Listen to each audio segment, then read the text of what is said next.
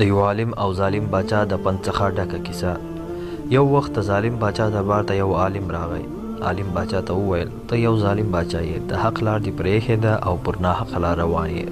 باچا ډېر په قهر شو او امر یې وکړ چې دا عالم بندي کړئ. کله چې 7 کاله تیر شول، یو وخت دغه ظالم باچا ته د ظلم کولو په وخت د هغه عالم خبره وریاده شوه. امر یې وکړ چې هغه عالم را حاضر کړئ. کله چې عالم د باچا دربار ته راغی، د باچا په مخ کې کښېناست. باچا ورته وویل تا ما ته هغه خطرناکه او سخته خبره وکړه، نو ځکه له دې ډول تکلیف او خطر سره مخ شوې. عالم ورته وویل زه یو طبیب یم، کله چې مریض ووینم نو د مرض په باره کې څه د خیر خبره ورته کوم. باچا ورته وویل تا ته چا ویل چې ته ما ته نصیحت وکړه؟ عالم ورته وویل تا ته چا دا حق درکړی چې د قضا پر چوکۍ کښېنه؟ باچا ورته وویل ما ته د دې ښار لوی امیر امر کړی.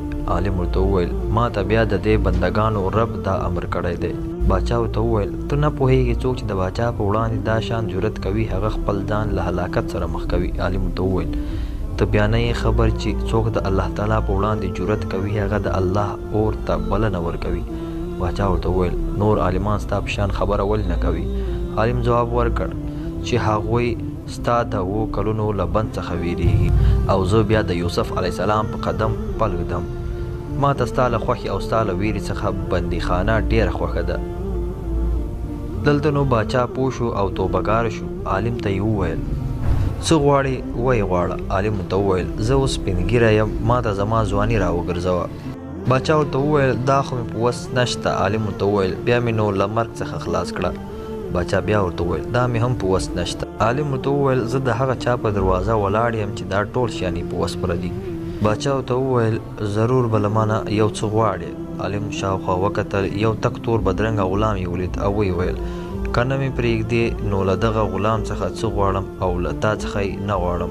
باچا بیا په غوسه شو او ورته یې وویل دا خو بیخي کم عقلي ده، زه باچا یم، له ما څخه څه نه غواړې او زما له یو کمزوري غلام څخه یې غواړې. عالم ورته وویل کله چې مې ستا له غلام څخه غوښتنه وکړه ته په قهر شوې، زه ویرېږم چې پر ما به خپل رب په قهر شي او وایي به چې زه دې پرېښودم او زما له بنده څخه یې غواړې.